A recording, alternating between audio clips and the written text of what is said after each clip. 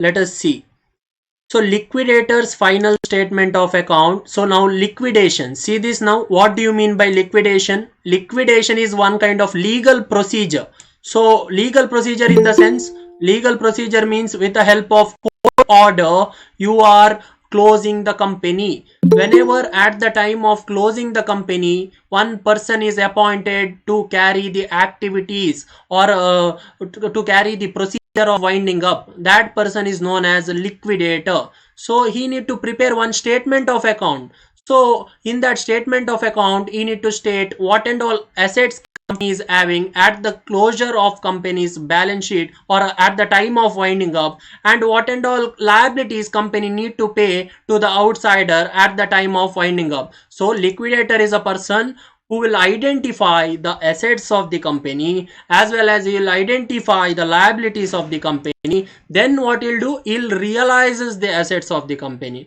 Then similarly, after realizing the assets and liabilities, he'll get one value. So let us say that value may be 5 lakh rupees. So now with the help of this 5 lakh rupees, company need to make certain payments to the outsiders, you can say, or to the liability holder, or yes, you can say the liability holder. So there are different types of liabilities that company need to pay. So there may be a secured liability, there may be unsecured liability, there may be some payment may be given to the preference shareholder, there may be some payment given to the equity shareholder. So then there may be some payment of taxes. Then all these things comes at the time of liquidation. So liquidator takes control of the company and collects the assets of the company, then pays off its debt and finally distributes the surplus among its member in accordance with their right.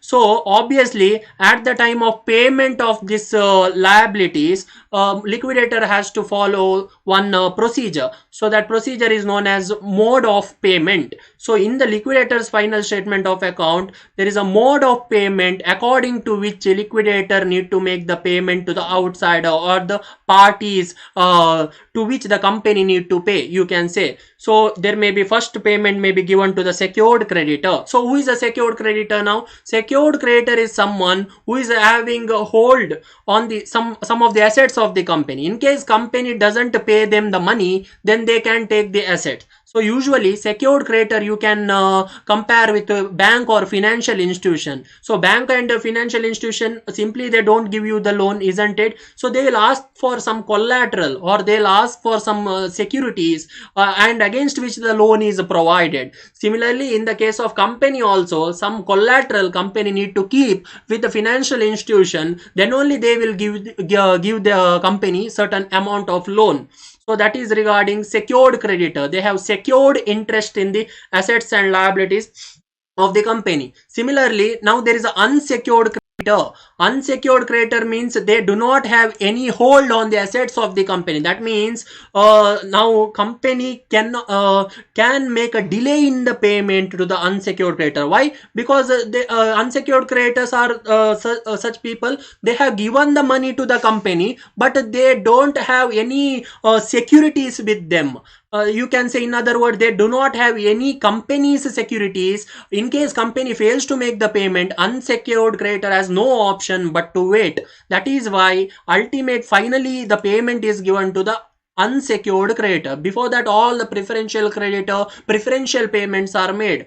So then members of the companies. So the member of the company is known as contributory.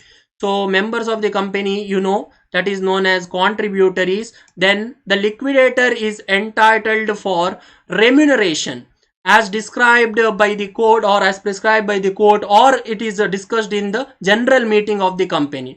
So it may be decided well in advance on what basis liquidator will get the remuneration. Either it may be on the asset realized value, he can get the remuneration, or he can get the remuneration on the basis of payment made to the creditor. They can say creditor. So unless and otherwise stated in the problem, preferential creditor also includes unsecured creditor also, if they have not mentioned in the problem. So on that basis also remuneration can be given to the liquidator, or else on the basis of payment made to the shareholder, certain percentage of commission or remuneration remuneration can be given to the liquidator. So these are the some of the information you need to know before discussing the liquidator's final statement of account. So now next thing here comes is mode of winding up. So how the company's operation come to an end, or what are the procedure through which company comes to an end. So if you see here, there are two types. One is first one, by the tribunal. By the tribunal means it is with the help of court order, you can say. So court order means it is one kind of compulsory winding up. So here court forces the company to close its operation. So here there is one external authority is imposed on the company that it has to close the operation. That is why here it is by the tribunal. So when and all with the help of tribunal, company comes to an end.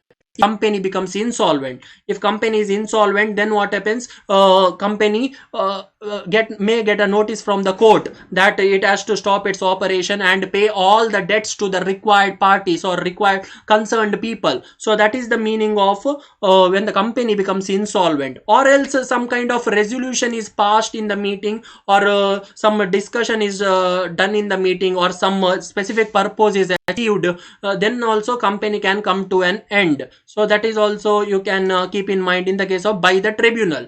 So that is compulsory winding up. Next thing comes is whether screen is visible.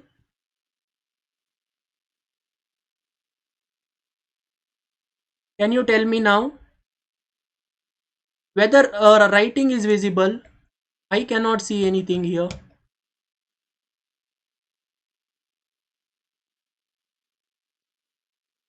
Wait, I will share once again.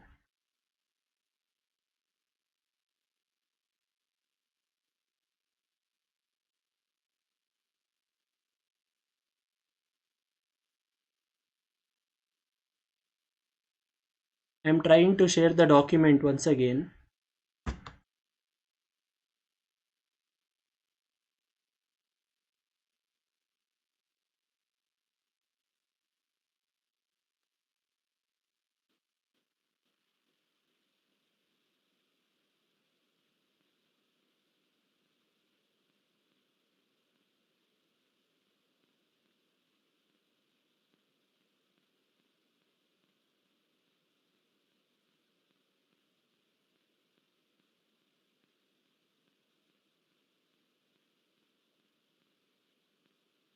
Yes, can you see it now?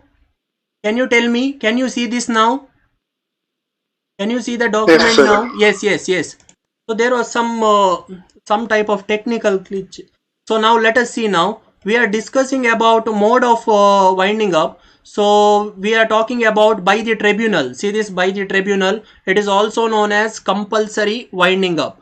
Next is voluntary winding up. Voluntary winding up means here among the members themselves they will pass one resolution. So they'll decide whether to continue with the company or whether to close the company. So that you can say that as voluntary winding up, you can say it is a winding up procedure without the court order. Here member among themselves decide that company comes to an end or company should close its operation. So there are two types of winding up, by the tribunal and voluntary winding up.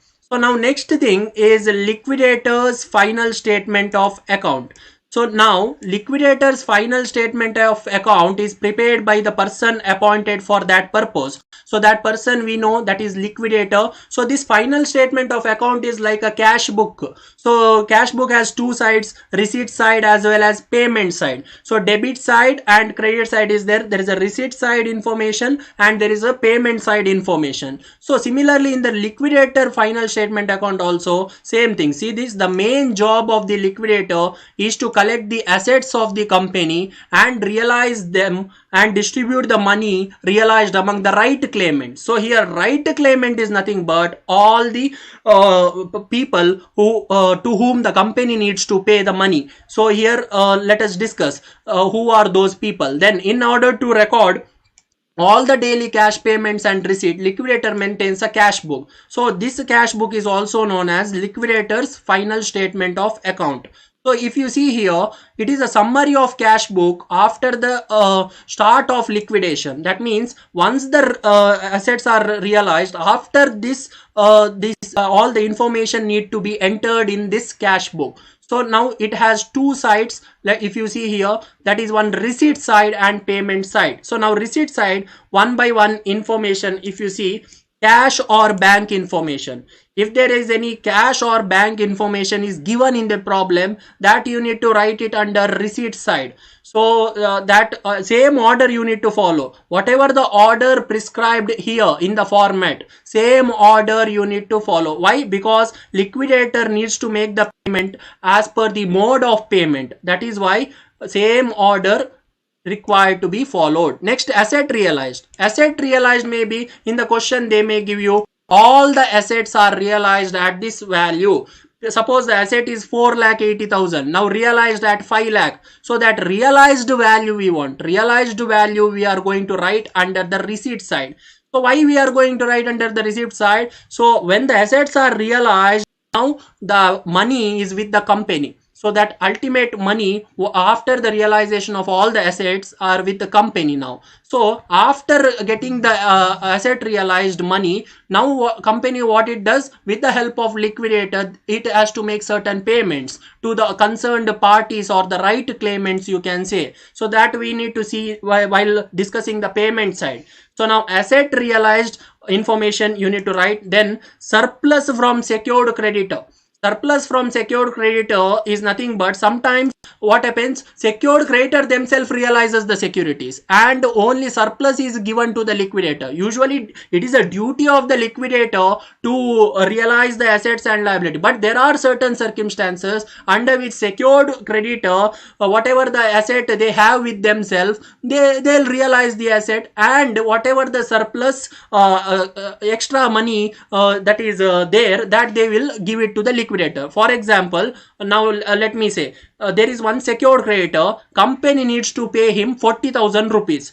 Now what he'll do, he has one assets of the company, and he'll realize that asset, and at the time of realization he'll get the value of 50,000. So company needs to make the payment of 40,000 to that secured creditor. Now secured creditor thinks that company won't give the money to him, that is why he realizes that security and he gets 50,000. So now he has to take whatever the money due to him by the company, that is 40,000, and remaining 10,000 is there, right? That remaining 10,000 he need to give it back to the liquidator, so that he can manage the money and can distribute the money to the all the required party. So that is why surplus from secured creditor is nothing but the securities realized by this secured creditor. So now next is contributories. Contributories generally they are the members of the company, can say members or shareholders of the company, you can say. So there are two types of contributories are there. One is A list of contributory and second one is B list of contributory. So who is the A list of contributory? A list of contributory is someone who is a present shareholder of the company,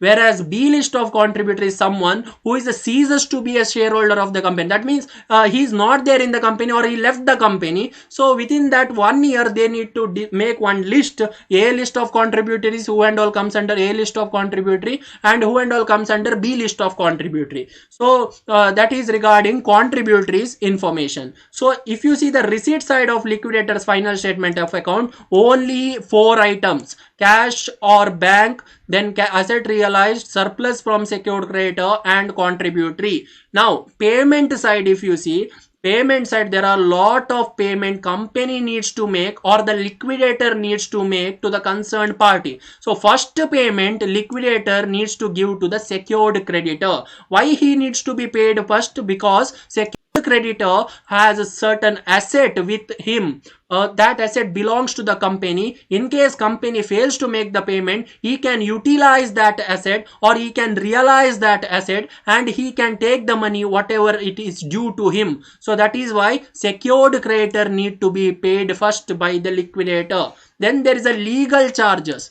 If there is any legal charges incurred during the process of liquidation, that will be specifically given in the problem. These legal charges information, same charges you need to write under payment side. Legal charges is different and liquidation expenses is different, so that you need to keep in mind. So legal charges you need to write separately. So first payment is to the secured creditor, second is legal charges, third one is the liquidator's remuneration.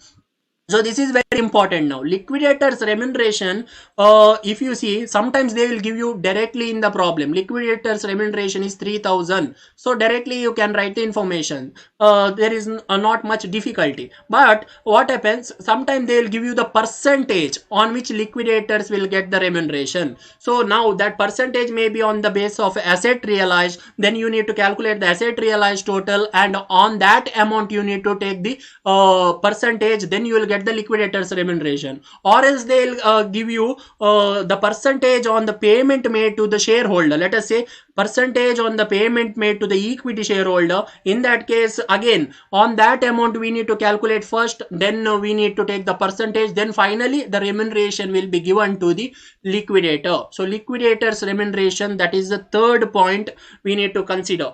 Then liquidation expenses, that is winding up expenses or liquidation expenses, usually given directly in the problem. So same amount you need to write in the payment side.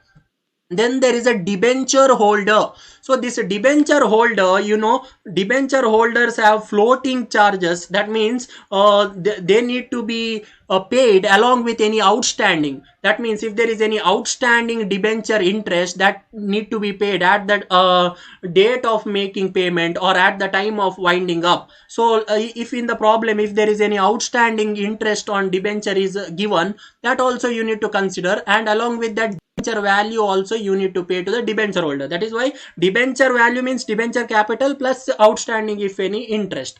So that is given to the debenture holder. So that comes under fifth one. Secured creditor is first, legal charges second, liquidator's remuneration is third, liquidation expenses is fourth, debenture holder is fifth one. Now preferential creditor. So preferential creditor has to be given first before giving the payment to the unsecured creditor. So preferential creditor there may be certain overriding preferential payments may be there. So in that case they need to be paid first. Some of the dues, very necessary dues that need to be paid by the company, that need to be settled first before giving the payment to the unsecured creditor. So unsecured creditor, usually in the problem it is a balancing figure.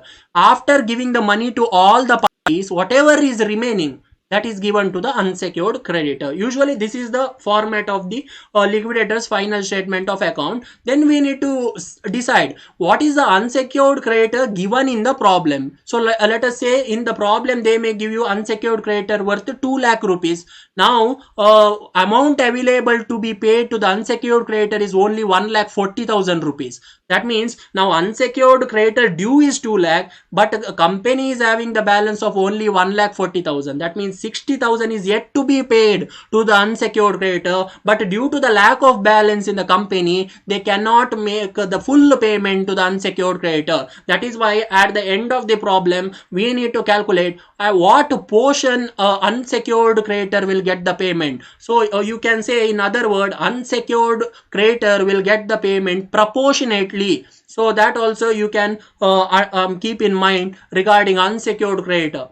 Then comes preference holder, preference shareholder. Preference shareholder, you know, they get a preferential right at the time of liquidation. This everyone knows, because preferential capital, you know, if you see the definition, they'll have a preferential right at the time of winding up of the company regarding payment of capital. That means first they need to be paid with their capital. If the capital is 5 lakh, they need to be paid with the capital of 5 lakh. Then they need to be paid with any dividend dividend amount. Dividend amount usually paid at the end of the year, so dividend amount also they need to be paid. Then similarly, arrears of the dividend, if there is any dividend which is not given in the previous year but it is accumulated now, so that arrears of dividend also you need to be liquidator needs to pay to the preference shareholder. So here preference share capital plus arrears of dividend, if any, is given to the preference shareholder. Then final payment is given to the equity shareholder. Equity shareholder, you know, equity shareholders are nothing but their shares are riskier in nature because a lot of fluctuation in the market. Equity shareholder, they are settled at the end. So this is the mode of payment. If you see in the payment side now, what and all mode of payment is there? Secured creditor, legal charge, liquidator remuneration, liquidation expenses, debenture holder, preferential creditor, unsecured creditor, preference shareholder, equity shareholder. Total 9 payment, approximately 8 to 9 payments liquidator needs to make at the time of liquidator's final statement of account or at the time of winding up. So this is a format of liquidator final statement of account. Now let us see how the liquidator's remuneration is calculated. If you see, there are various methods in which the liquidator's remuneration is calculated. First one, see this. Liquidator's remuneration, if amount available is sufficient to make a full payment of unsecured creditor. That means now let us take one example. Now unsecured creditor due is 1,50,000. Now company is having the amount of 2 lakh rupees. After giving the payment to all the people, company still has a balance of 2 lakh rupees. Unsecured creditor is having the amount due of 1,50,000 rupees. That means what? Here there is a sufficient amount available with the company to make the payment to the unsecured creditor. In that case, liquidator should be paid with the help of this formula. That is amount available into percentage of commission divided by 100. That means it's very simple. Here what you can say, if the percentage of commission is 2% given in the problem or 3% given in the problem, so same thing, 3 by 100 you have to do. That's it. No need of doing extra calculation. 2 by 100 or 3 by 100, like that you have to do when provided there is a sufficient amount available to make the payment to unsecured creditor. That is why they won't mention in the problem whether a company is having the sufficient amount or not. That is why we need to check whether there is sufficient amount to pay to the unsecured creditor or not. Now next one, if you see here, liquidator's remuneration. If the amount available is not sufficient to make the full payment to the unsecured creditor. Now same example will liquidator's due is 1,50,000. Company is having only 1 lakh. So in the previous example, liquidator due not liquidator, unsecured creditors due is 1,50,000 and company is having the amount of 2 lakh. That is the first case. Now second case, unsecured creditor amount due is 1,50,000. Now company is having the amount of only 1 lakh. So here there is not sufficient balance to pay the unsecured creditor. That means here company will make the proportionate payment to the unsecured creditor. So what happens here? Here you need to follow this formula at the time of making remuneration or at the time of giving remuneration to the liquidator. That is amount available into percentage of commission divided by 100 plus percentage of commission. That means if the percentage of commission is 2% and amount is not sufficient, then what you need to do? 2 by 102. If there is 3%, 3 by 103. Because if you see the formula in the denominator, they have given you 100 plus percentage of commission. That is why you need to add the percentage of commission to 100 in the denominator in the case of amount not available to pay this unsecured creditor. So that is regarding liquidator's remuneration. 2 ways in which liquidator's remuneration can be settled. So now next thing, if you see here, preferential creditor. Preferential creditor, see this in the main format also there is a preferential creditor. Just below the debenture holder there is a preferential creditor. Now here first thing under preferential creditor is overriding preferential payment. Overriding preferential payment means if there is any due, that is a workman's due and debts to the secured creditor, that need to be paid first before giving the payment to the shareholder. That is why preference creditor will be paid first before giving the payment to preference shareholder. So that is why this is called as overriding preferential payment. Workman's due. And workman and employee, so there is a distinction between workman and employee and officer. Why? Because workmen usually they concerned with unskilled type of work, whereas employee they have some type of power with them. They can give the direction to the some other parties like that. But in the case of officer, he has a full power. So that also you need to keep in mind. Next is preferential payment. Preferential payment, there is a rule that is after 1997. Wages and salaries of the employee in the respect of services rendered to the company due for the period not exceeding 4 months within 12 months up to 20,000 means what? So if you see this rule, suppose there is any employee works for one organization and he has not given the remuneration for a period of 4 months, let us say 6 month remuneration is not given, 6 months remuneration is due. So now as per the rule, only up to 4 months we can consider as a preferential payment, and remaining 2 months we can consider as what? Non-preferential payment. That means first 4 months is a preferential creditor, remaining 2 months is unsecured creditor. In the case of 6 months, only 4 months we can give. See this, due for the period not exceeding 4 months within 12 months up to 20,000 rupees. So that also we need to see, maximum limit is 20,000 rupees at the time of making preferential payment. Again, this preferential payment need to be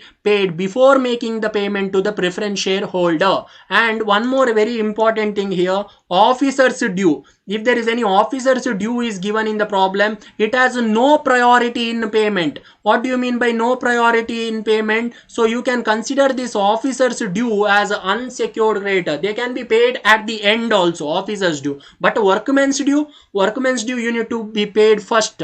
So that is one of the difference here regarding preferential creditor and overriding preferential payment and preferential payment.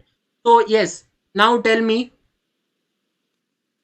have you understood this one theory portion of liquidator's final statement of account? Yes, now question answer session. Tell me.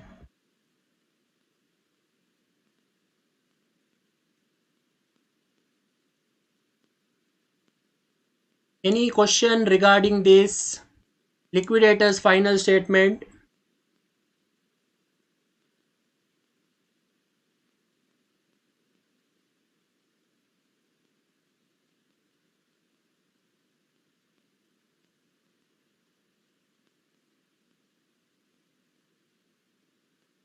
Have you understand the mode of payment now? Mode of payment.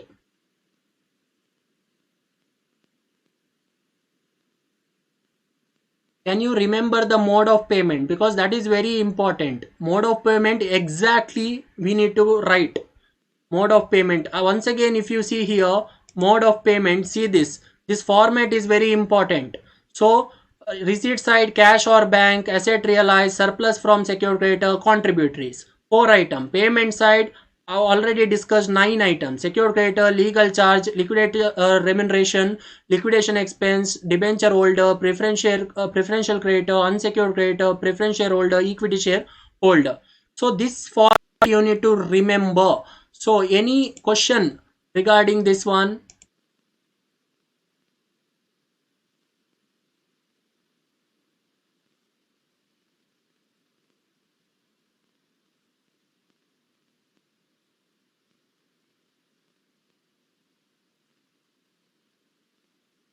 Yes, tell me.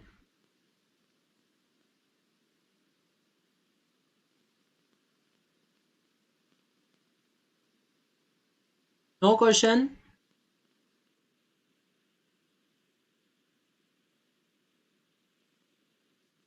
There are 20 plus people here.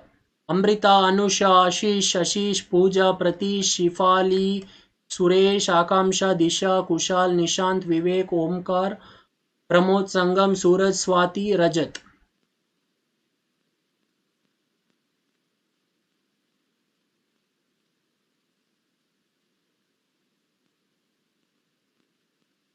So now if there is no question, so now let us see one problem, small problem. Let us see now. So then you will know better. If you see this problem, see this problem number 1. Sadashiva Limited went into voluntary liquidation. Following was the position given below. See this. Assets realized. Assets realized is given 3,80,000, excluding securities given to secured creditor. Here, asset realized by the liquidator is given separately, and securities given to the secured creditor, that is separate. That is not included in this 3,80,000. Next, share capital is given, that is of 100 each, that is 1 lakh. Secured creditor.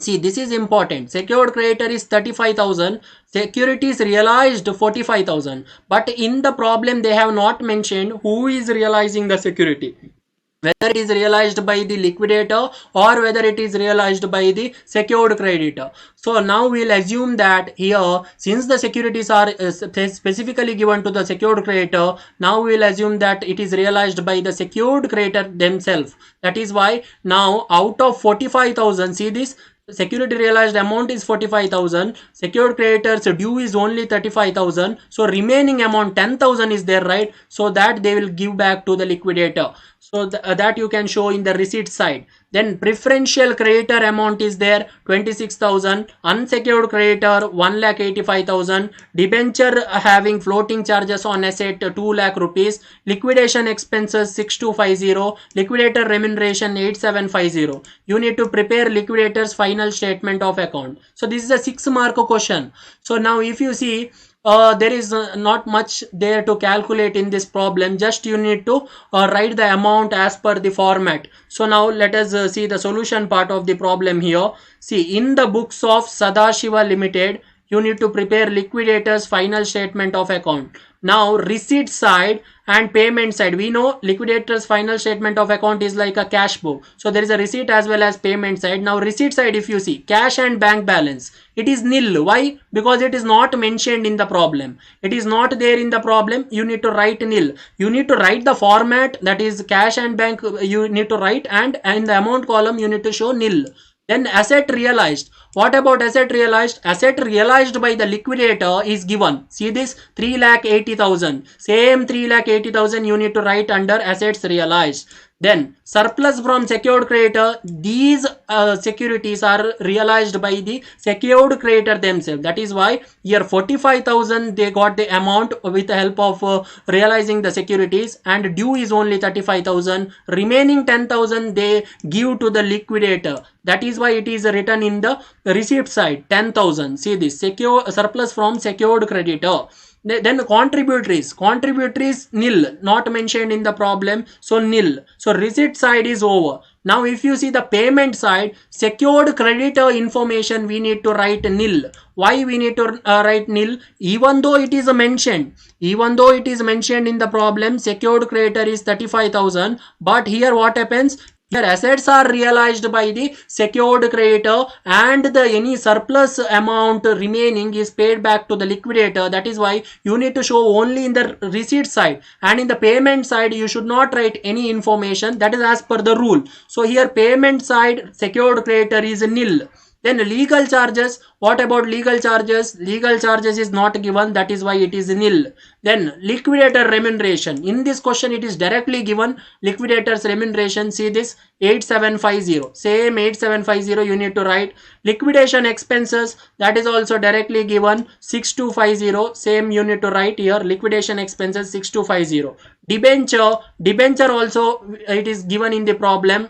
Debenture having floating charges on the asset, that is 2 lakh rupee. Any information about the outstanding debenture, that is not given, so you can write 2 lakh here. Then preferential creditor. If you see the preferential creditor information, that is also given 26,000, same amount. You need to just fill the format, that's it. Preferential creditor 26,000. Now unsecured creditor is a balancing figure. That is why for the time being we'll leave this as it is. Unsecured creditor as it is. Now next we'll move on to the preference shareholder. Whether preference shareholder information is given in the question, not there, nil. Similarly equity shareholder information information not there, nil. So now you need to make the total of the receipt side and payment side. If you see the receipt side total, that is receipt side are 3,80,000 and 10,000. Total is 3,90,000. So 3,90,000 we know. Receipt side itself is the greater side. So both the side total is 3,90,000. So now from this 3,90,000,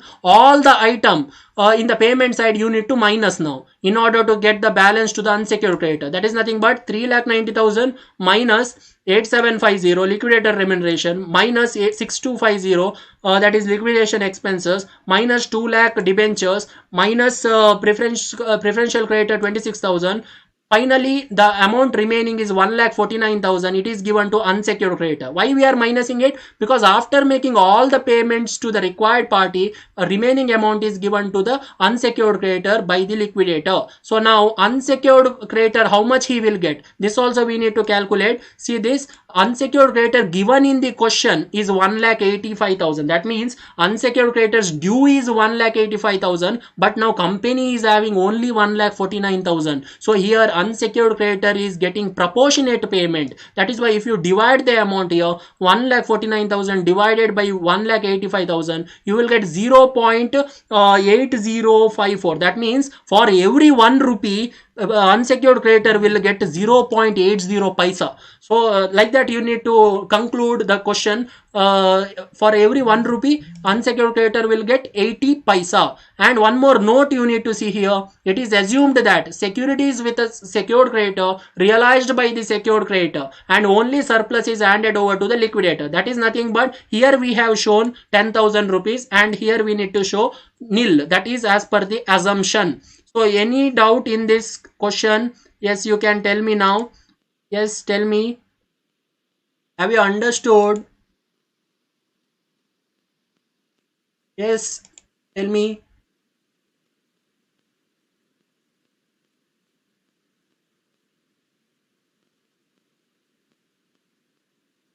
Rajat, Akamsha, Kushal, Anusha.